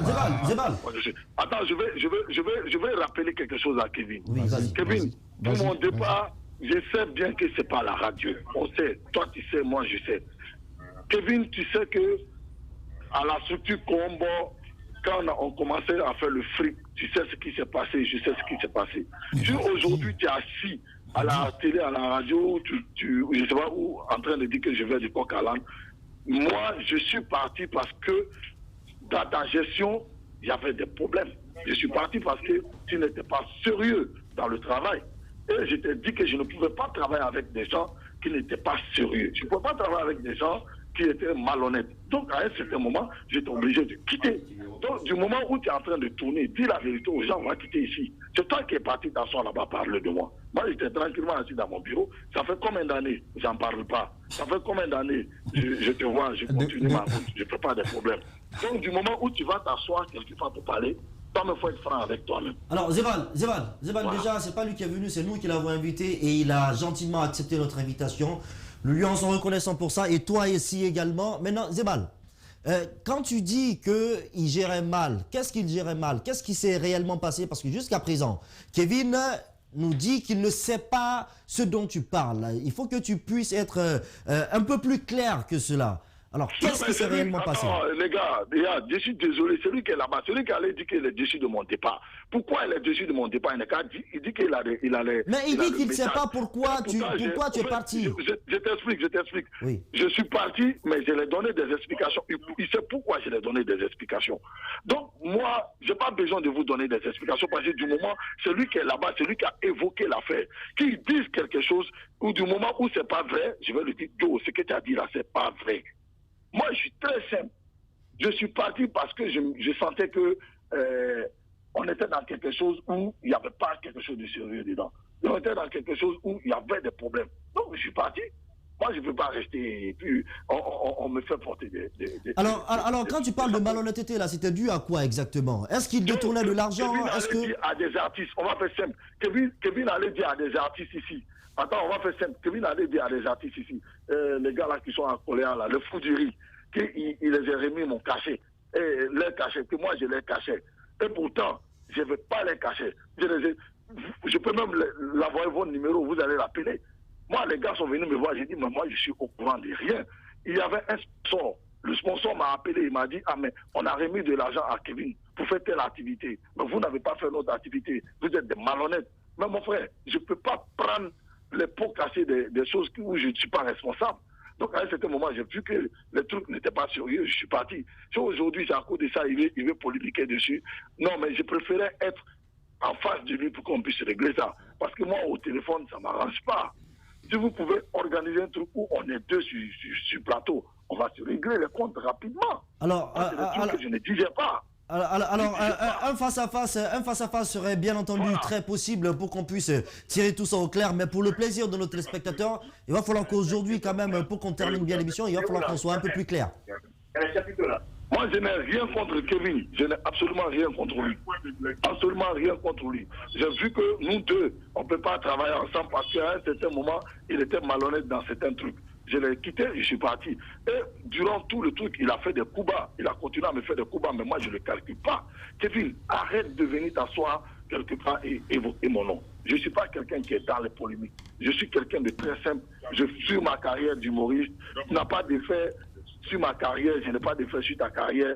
Mais à un certain moment, je veux que tu arrêtes de parler de moi ailleurs ou devant les gens. Moi, ça me gêne beaucoup. Ça me gêne beaucoup qu'aujourd'hui, je viens m'asseoir pour parler de toi comme ça. Kevin, tu sais ce qui s'est passé, rencontre aux gens ce qui s'est passé et pourquoi je suis parti. Mais ne viens pas t'asseoir pour dire que tu es déçu de moi, parce qu'au fond, c'est moi qui est déçu de toi. Donc à un certain moment, arrête de faire des trucs. Je te respecte énormément parce que je te considère comme un bon ami. Mais n'oublie pas que je ne suis pas une propriété privée à toi. Je suis quelqu'un qui se connaît, qui travaille, qui est honnête avec les gens. Donc, quand tu veux parler de moi sur un sujet, au lieu d'aller de coq à l'âne, mais toi-même dis, voilà, c'est ça qui s'est passé, c'est ça qui s'est passé. Moi, je suis direct avec les gens. Quand ça ne va pas entre nous, je quitte. Bien. Je ne suis pas obligé de rester. Bien. Voilà. Bien. Donc, explique ce qui s'est passé aux gens. Quand on a fait le fric, on est allé à Fria. Et quand AIC a donné de l'argent pour le sponsoring et ce qui s'est passé, mais explique. Ne viens pas t'asseoir pour dire que tu es déçu de moi. Tu ne peux pas être déçu de moi. Parce que moi, aucunement, tu peux aller porter plainte contre moi quelque part pour détournement ou quoi que ce soit. Rien du tout. J'ai organisé une équipe qui était là et quand j'ai vu que tu n'es pas sérieux, j'ai dit à l'équipe, les gars, moi je ne peux plus prendre les pots cassés de ça. Ceux qui veulent rester, restez. Mais moi, je m'en vais. Et je suis parti. Ceux qui sont partis, sont partis. Maintenant, à un certain moment, tu arrêtes de faire des trucs, quoi. On va faire simple, tu arrêtes de faire des trucs. Sinon, moi, c'est des trucs. Si je savais, au fond, que c'était toi qui étais à l'antenne, j'allais dire que non, je ne discute pas avec toi. Pourquoi je vais me mettre à... Alors déjà, Zébal, merci déjà d'avoir accepté notre invitation. Merci pour tous ces mots-là. Mais une chose est claire, on va essayer d'organiser le face-à-face. Mais d'ici là, Kevin aussi a quelque chose à vous dire par rapport à cela. Allez-y, Kevin. Rien à lui dire. Moi, je ne tergiverse vraiment pas avec le bas niveau, s'il vous plaît. Et c'est pourquoi je vous ai dit. Est-ce que vous êtes sûr aujourd'hui dans ce pays-là depuis 2010? Dites-moi, quel est ce sponsor-là, toi, Raïm? Tu es dans la production. Quel est ce sponsor-là qui t'a donné son argent, auquel tu signes un contrat, et puis tu ne fais pas son travail? Et puis tu vis encore. Tu n'es pas dans un commissariat. Qu'ils vous disent les noms. Quelle est l'entreprise? Quelle est l'entreprise? Parce que ça, c'est jeter, c'est être malhonnête. Moi, je t'ai dit, voici mes preuves. Voici mes preuves. Va demander. Je dis, moi je dis, il n'y a aucune entreprise qui m'a donné de l'argent. Ok. Alors déjà, Zébal est parti là. Zébal, si tu nous regardes, franchement, merci beaucoup d'être passé dans l'émission. Nous allons essayer, bien entendu, d'organiser ce face-à-face-là. On essaye franchement l'enterrer. Moi, je pense que... je ne sais pas si vous comprenez, mais moi, je pense que franchement, tu vois, c'est une sorte d'incompréhension entre vous, tu vois. Non, il n'y a pas eu de discussion parce que... la séparation s'est faite sur un message, un SMS et tout, tu vois. Donc, vous n'avez pas eu le temps de discuter depuis l'époque. Je ne discute pas. Moi, je suis venu dans ton émission, tu m'as invité dans ton émission. Moi, je ne vais pas venir changer le chronogramme de ton émission. Tu as une feuille de route. Quand on te met comme responsable dans une organisation, tu as une feuille de route. Voilà. Si je suis d'accord avec lui, Vous savez pourquoi je suis d'accord avec lui? Peut-être que je lui ai donné des objectifs dans l'organisation du Festival du Rire. Et que moi, certainement, je ne lui ai pas donné les moyens pour atteindre ses objectifs. Ou soit, c'est moi qui lui ai donné des objectifs, et puis je lui mets encore les bâtons dans les roues pour ne pas qu'il atteigne ses objectifs. Vous comprenez? Donc il veut partir. C'est aussi simple que ça. Vous comprenez? Mais lui, moi, je vais dire à des artistes que votre cachet se trouve avec quelqu'un, allez-y prendre. Moi, pourquoi j'ai fait ça? Pourquoi j'ai fait ça? C'est moi-même, les fous du riz dont il parle, c'est moi qui ai envoyé déplacer Africab et avec Zongo pour aller les filmer, leur donner la formation. Ils m'ont pris, c'est moi qui suis allé ouvrir leur premier compte bancaire. Le premier fonds, je sais combien ils ont mis dedans. Attendez, soyons des gens responsables. Et ils ont cette manie-là de mentir, de calomnier les gens. Quand vous n'avez pas la bonne information, Monsieur Malik Kébé, vous pouvez aller demander à Monsieur Malik Kébé. Monsieur Malik Kébé, qui est aujourd'hui le directeur général du FODAC, la société d'assurance dont il parle, j'ai eu le contrat avec la compagnie d'assurance pour aller faire une campagne au cours du Festival du Rire. Écoutez bien, hein, Monsieur Malik Kébé est témoin. Pour un montant de 30 millions. Les 30 millions, ils nous ont donné 18 500 000. Donc il va rester combien? 12 500 000. Quand nous sommes allés faire l'activité à notre retour, la société n'a plus voulu nous donner le reste de notre argent. Je suis allé, je dis, mais comment je vais faire? Donc, je vais voir d'alors M. Malik Kébé, qui était le directeur général de l'agence, comment on appelle, de l'agence des spectacles. L'agence guinéenne de spectacles. M. Malik Kébé dit, on va faire le dossier et on va porter plainte. Je dis, mais voici le premier montant qu'ils m'ont donné. J'ai dit, monsieur le directeur, je ne pense pas que porter plainte, ça ne sera pas une bonne méthode. Ouais. Parce qu'après, ça va retomber sur moi. Ils vont dire, ah, le petit là, si tu deals avec lui que ça tourne mal, il va t'exposer. Monsieur Malik Kébé n'est pas encore mort. Ouais. Il n'est pas encore mort, il est là. Il peut en témoigner. Je vous dis que monsieur Malik Kébé n'est pas mort, il est là. S'il a bonne mémoire comme moi, il va dire, ah, le petit il était venu me voir pour un problème de 12 millions avec une telle compagnie d'assurance. C'est moi qui ai dit à monsieur Malik Kébé, je ne suis pas pour tout ça. Je ne vais pas faire les dossiers. S'ils ne me payent pas, ils n'ont qu'à garder. C'est pas grave. Bien. Alors, autour de la table. Ce que tu ne connais pas, il ne faut pas t'aventurer dedans. En tout cas, moi, pour ma part, je pense que c'est un problème d'incompréhension. C'est pas une question de table. Moi, je pense surtout qu'aujourd'hui, qu'on s'est clairement égaré du thème. Ouais. Moi, quand je dis le thème, on dit pourquoi l'humour guinéen peine-t-il à s'exporter? Et là, on se retrouve dans des règles. Voilà, et l'humour guinéen, malgré tout le respect qu'on a pour M. Kevin. Alors laisse-moi te dire justement que l'humour guinéen aura du mal à s'exporter quand on a ses postures. Non, mais quand on a ses postures. Non, écoute-moi bien. Ça c'est un. D'accord? Et deux, on ne sait pas, enfin, c'est vrai qu'on n'est pas dans le thème, d'accord? Mais on est entre le thème. Tu ne peux pas, tu ne peux pas être devant moi comme ça, me tirer une balle dans la tête. Non, t'as envie de polémiquer avec moi aussi. Non, je polémique pas, tu vas avoir un clash avec moi. Laisse-moi dire ce que je pense. Oui, mais tu ne peux pas, non. Dis ce que tu penses. Aujourd'hui, on a parlé de... Tu ne peux pas, non, écoute Raïm. Je ne peux pas t'écouter. Tu ne peux pas d'abord, tu ne peux pas commencer. Je pense que Cheikh Ouba est d'accord avec moi. On n'a pas... On a parlé... Non, mais on a parlé... Vos paroles, c'est bien. On a parlé... Elle est d'accord aussi. Non, mais on a parlé des clashs que M. Bois... Non, nous avons fait des révélations. Non, mais c'est des clashs. Non, tu es trop clash. Hier, tu étais en mode clash. Aujourd'hui, on est clash. Qui est dans le clash là? Ce sont des révélations dans le milieu de Nous étions supposés parler de quelque chose et à la fin, on s'est rendu compte que la meilleure chose qui aurait été... La meilleure chose, c'est d'avoir tout le monde sur place. Moi, je m'attendais à parler d'une certaine manière, mais il y a eu des révélations. Non, je sais justement. Oui, c'est pas possible. Il y a eu des révélations. Il y a eu des révélations. Excuse-moi, on va placer les choses dans le contexte pour les téléspectateurs. C'est pas possible d'avoir tout le monde sur le plateau. Non, pas tout le monde. Pas tout le monde. Laisse-moi une ou deux personnes. Parce que le plateau, il n'est pas assez grand. D'accord? Et les révélations qu'on a eues aujourd'hui, d'accord, pour nous, pour Alpha qui a fait le gros plan, il était important de savoir pourquoi l'humour guinéen a du mal à s'exporter. D'accord? On ne peut pas dire comme ça qu'on va inviter Kevin, d'accord, qui va venir faire des révélations. D'accord? Donc, dans les problèmes que nous avons dans l'humour aujourd'hui, il y a des révélations qu'il est en train de faire parce que ça date de 2009, 2008, 2010 quand même. D'accord? Alors, c'est un problème de base. Non, laissez-moi terminer. C'est un problème de base. D'accord? C'est un problème de base et nous avons envie de savoir, de faire lumière sur ce problème de base-là pour arriver maintenant au vrai problème. Il a dit justement, le sujet aujourd'hui, c'était quoi? Pourquoi l'humour guinéen a du mal à s'exporter? Oui.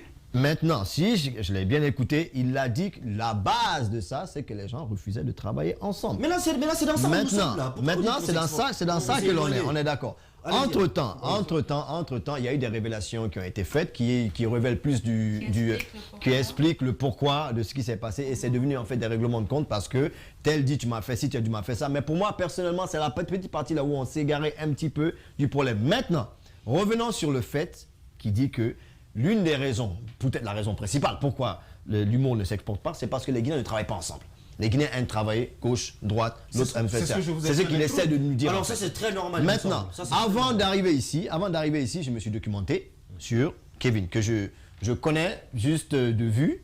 Je le connais de vue parce que à ce moment-là, en 2010, moi, je n'étais pas revenu en Guinée et tout. C'était aux États-Unis. Je me suis renseigné à peu près, mais je me suis renseigné sur la personne. Oui. Je ne me suis pas renseigné sur le comédien et tout ça. La plupart, disons même, de toutes les personnes à qui j'ai répondu, on dit qu'il est quelqu'un de très sérieux, surtout côté argent business. Ça, j'ai vu les gens dire qu'il est très sérieux argent, mais il s'y prend mal parfois, est-ce qu'il est trop chaud parfois? On dit que souvent, c'est souvent ça son problème. Parce qu'il est très impulsif, il est très dur et tout. Mais on dit que côté business, c'est quelqu'un d'assez correct. Alors moi, c'est ce que je voulais savoir pour ça, je voulais le profil de la personne. Maintenant, s'il y a eu des choses qui se sont passées entre lui et Zebal et Pedro et tout ça et tout, moi j'aurais bien aimé, par exemple quand il a dit que quand Zebal est parti, qu'il n'a pas cherché à savoir et tout, j'aurais bien aimé en tant que personne qu'il essaie de fouiller un peu plus pour savoir ce qui se passe. Mais il est qui il est. Il dit qu'il fait pas ça, c'est d'accord. Mais action, d'accord. Tu te comportes d'une manière, ça va revenir te mordre et tout ça. L'humour guinéen en ce moment a des problèmes et je dirais que je le rejoins sur ce petit côté où les gens ne travaillent pas ensemble. Et ce n'est pas seulement dans l'humour. C'est dans plein d'endroits dans le show business en Guinée, tu vois. Dans le cadre de l'humour. Tu vois. D'accord. Oui, dans le cadre de l'humour. Alors, non, justement, on reste dans le cadre de l'humour. Oui, justement dans le cadre de l'humour. Ce problème qu'il y a aujourd'hui, depuis cette base-là, entre Guinée et autres, vous saviez qu'il y avait les céréalières qui existaient. Oui. Aujourd'hui, qui n'existent plus pour, on va dire, à peu près les mêmes problèmes. Vous comprenez ce que je veux dire? Et tout le temps, on entend qu'il y a des coups bas. Il y a celui-ci qui allait raconter ça derrière l'autre. Il y a celui-là qui allait raconter ça derrière l'autre. Et c'est pourquoi il faut qu'on fasse lumière sur ces choses-là. Justement, il y a quelque chose, comme le disait le frère tout à l'heure. Tant qu'on n'est pas sérieux entre nous-mêmes, ça ne peut pas marcher. Vous savez que quand Zebal est venu me voir qu'il voulait faire de l'humour, moi j'étais déjà en contact avec Sopedro, mon frère. Et je tiens encore à vous le dire, ce n'est pas un ami, c'est un frère. Parce qu'on a eu à travailler sur des projets excellemment bien, qui n'avaient rien à voir avec le stand-up. Vraiment, lui et moi, nous sommes entendus sur d'autres projets, sur de vrais business, de vrais montants. On a travaillé sérieux. Alors, quand il fallait monter les céréaleries, mes frères m'ont surpris quand ils sont venus me dire après que moi j'ai envoyé le jeune Zebal auprès d'eux en tant que coussier. Je dis non, mais vous n'avez pas dit la vérité. En tant que coussier. C'est vous qui avez amené Zebal au céréalerie. C'est moi qui l'ai emmené. Donc vous étiez pour l'idée alors? Je dis non, moi je ne savais pas. Je tiens encore à vous dire encore et encore que lorsque nous commencions les céréales, quand ils commençaient, parce que moi je n'étais pas à l'origine, écoutez-moi bien, moi je n'étais pas à l'origine des céréales. Je ne savais même pas, je vous dis que quand je partais jouer pour la première fois, je ne savais même pas comment ça allait s'appeler. Est-ce que vous me comprenez? Alors, moi j'étais chargé, comme j'étais déjà dans la radio et de la télé, mon devoir c'était d'envoyer les médias pour couvrir.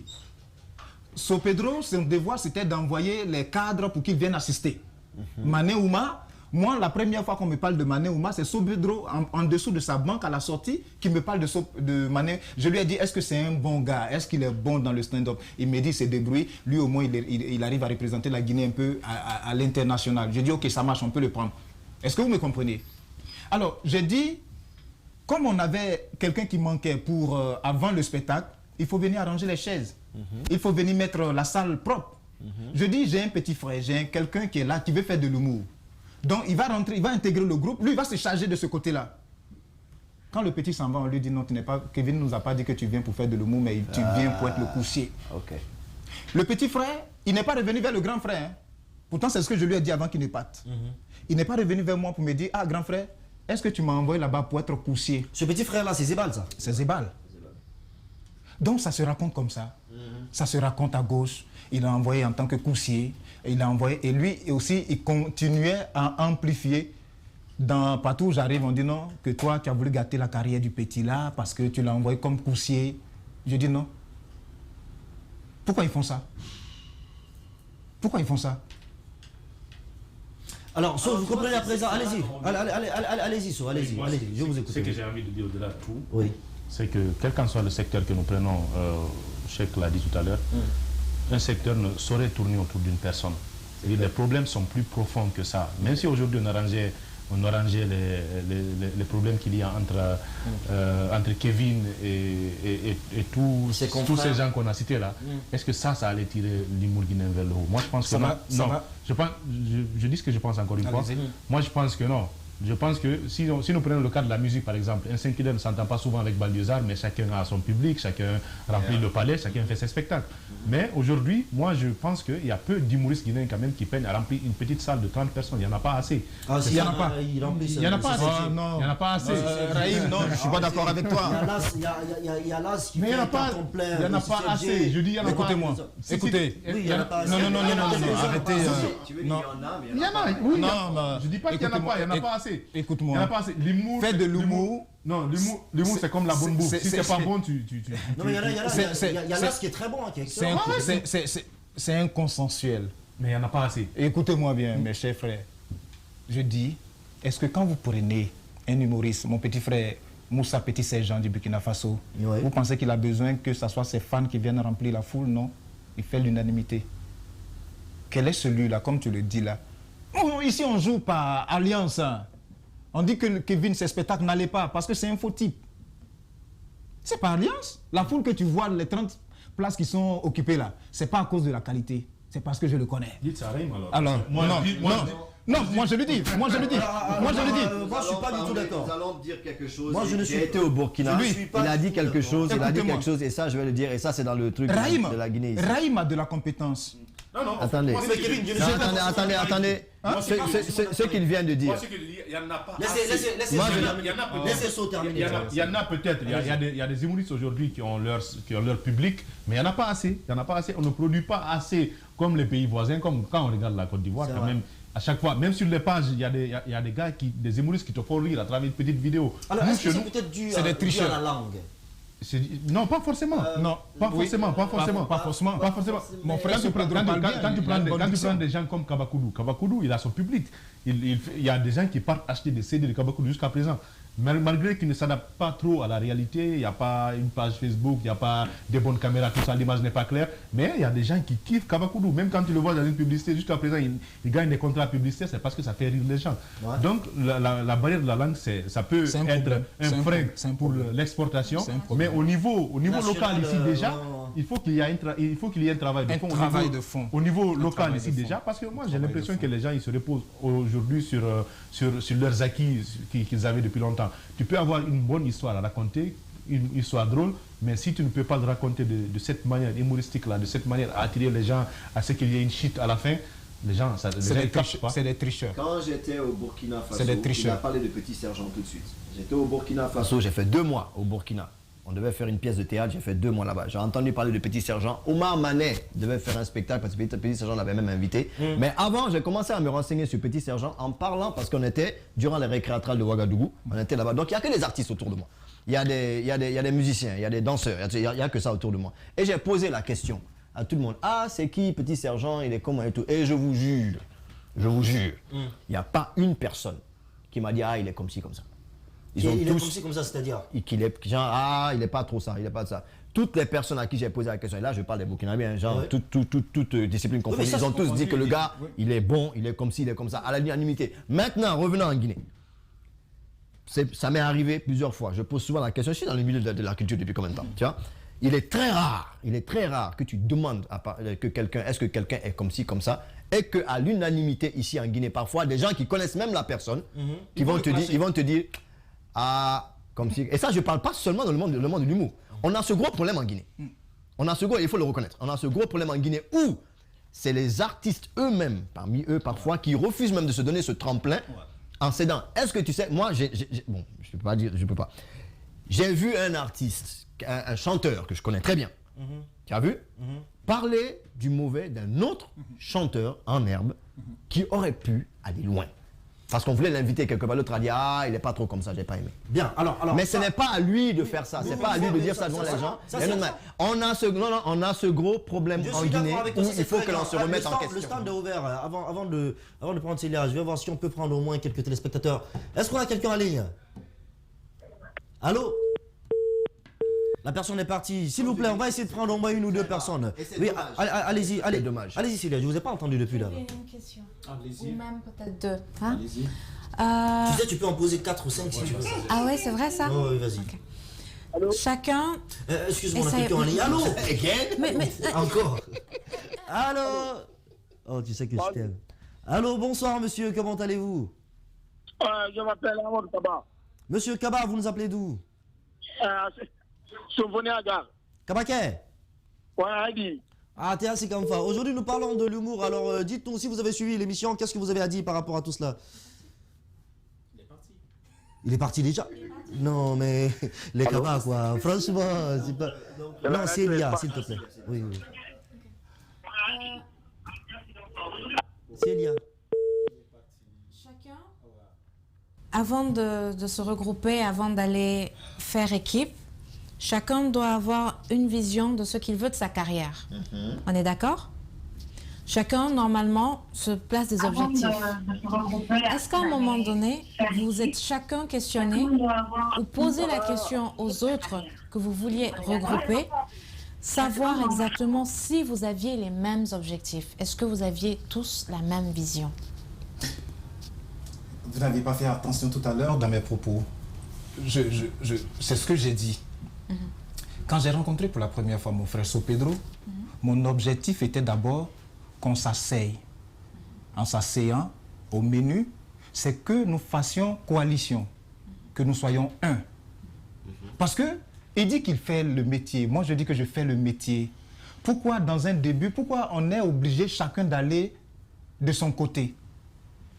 Fédérons ensemble, soyons ensemble. On va pousser les autres à nous rejoindre. Et puis, en ce moment-là, on va exploser.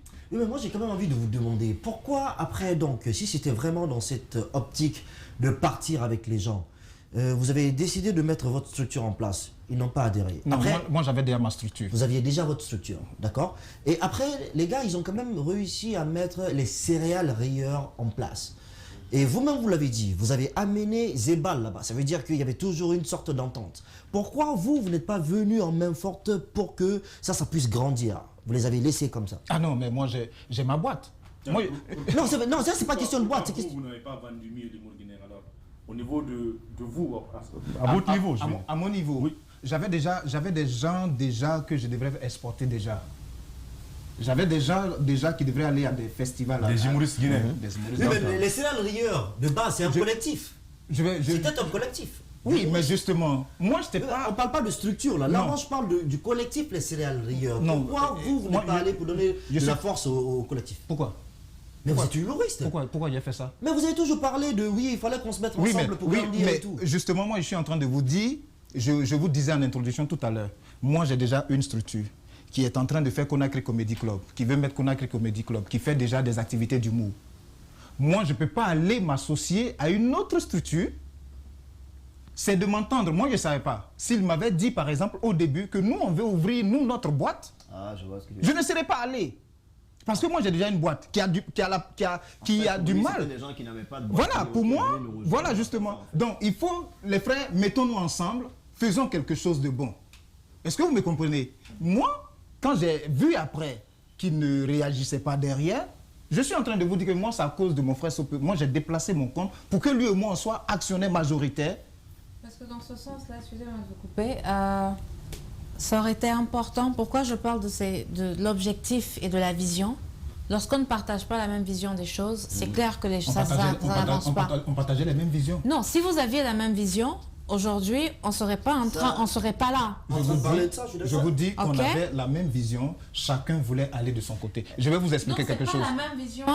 Peut-être que moi, je faisais mal, ou peut-être moi, je n'étais pas l'homme indiqué avec laquelle il faut... Excusez-moi, voilà. J'avais envie de dire ça tout à l'heure, voilà. En fait. Là, je ne vais jamais jeter la pierre à Sopedro, ou jeter la pierre à Zebal, parce que Zebal l'a dit tout à l'heure, là, à un moment ou un autre, même si peut-être que c'était une très bonne idée, le fait que vous vous mettiez ensemble et évoluer, mais là, si Sopedro est allé quelque part, c'est que quelque part, il se voyait mieux dans cet endroit-là. Je suis d'accord.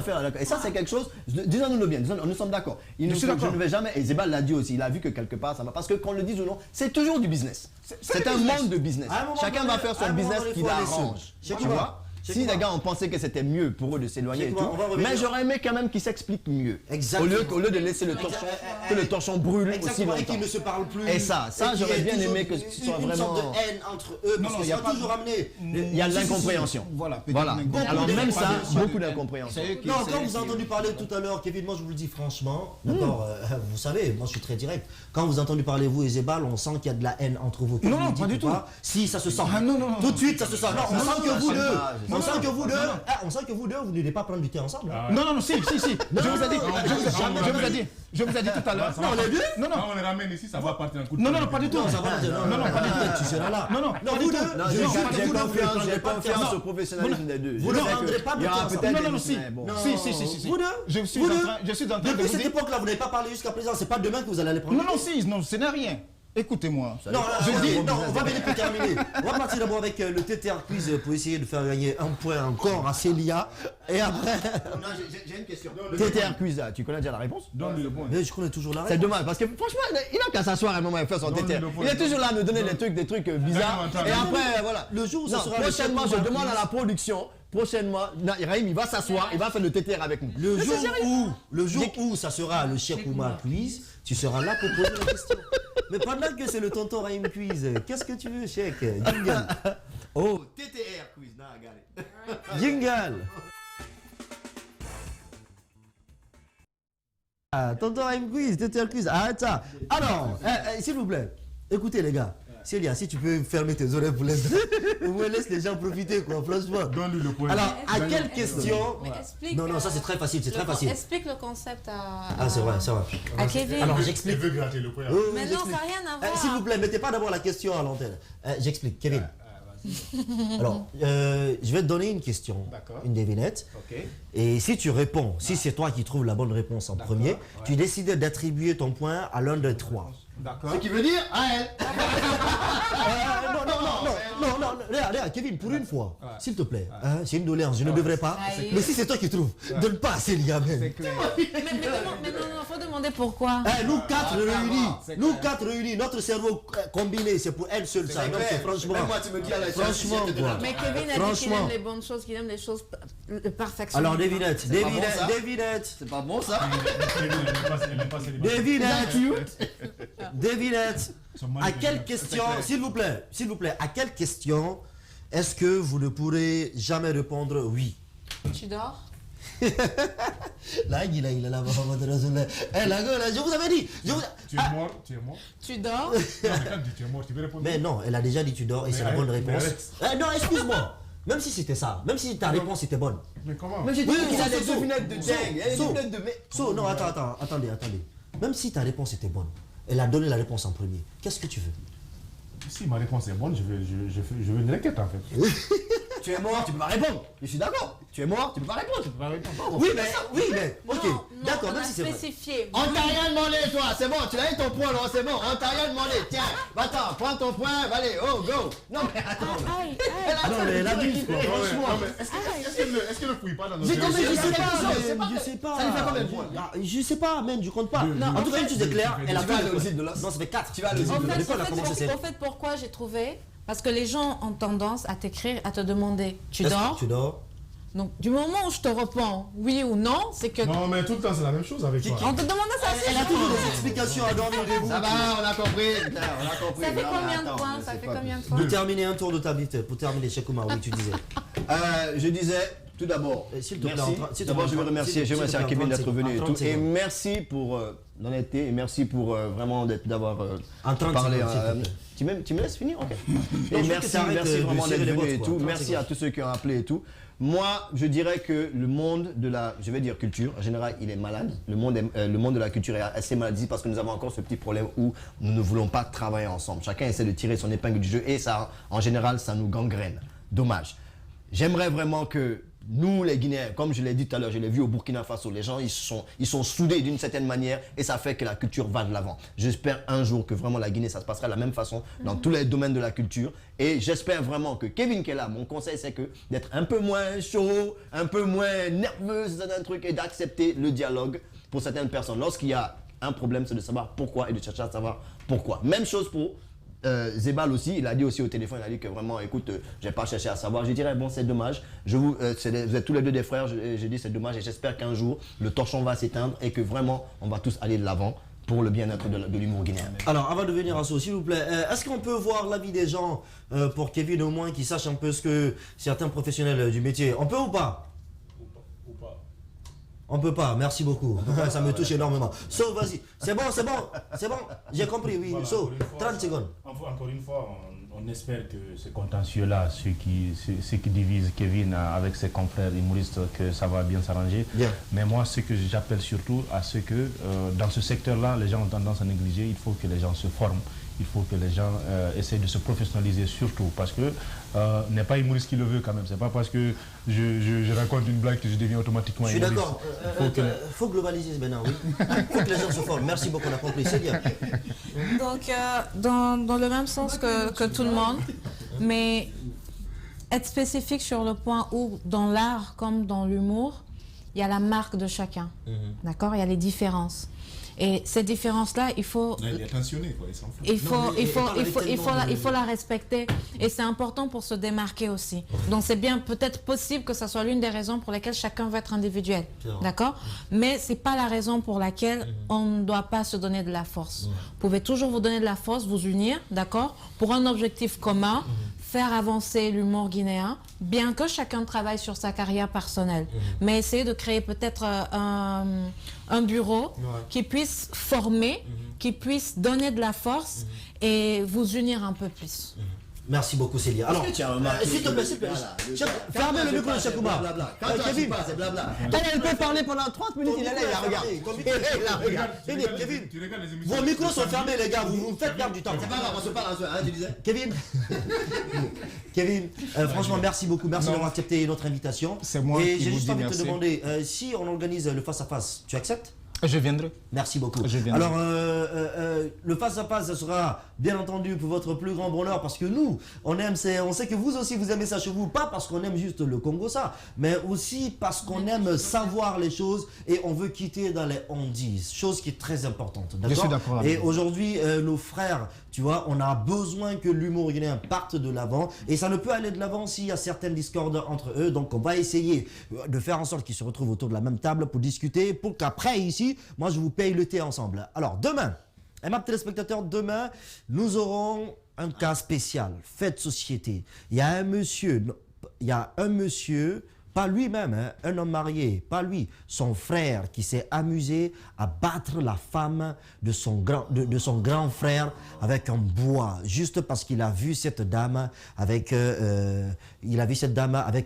motard et tout. Donc demain, nous allons recevoir cette dame-là ici qui va venir nous faire un témoignage poignant. Et demain, j'espère que vous serez assez nombreux à suivre ça, parce que ça, c'est quelque chose qui nous tient à cœur. Brisons le silence, et ce serait très bien qu'on ait cette dame-là ici et qu'on sache vraiment ce qui s'est passé pour que cet homme-là, lui et son frère, soient punis, comment on dit ça même, selon leur forfaiture. Voilà, ça c'est le bon français, à la hauteur de leur forfaiture. Demain, Inch'Allah, portez-vous bien et passez un excellent vendredi chez vous. Bon début de week-end. On vous aime et à demain 14h. Ciao. Bye.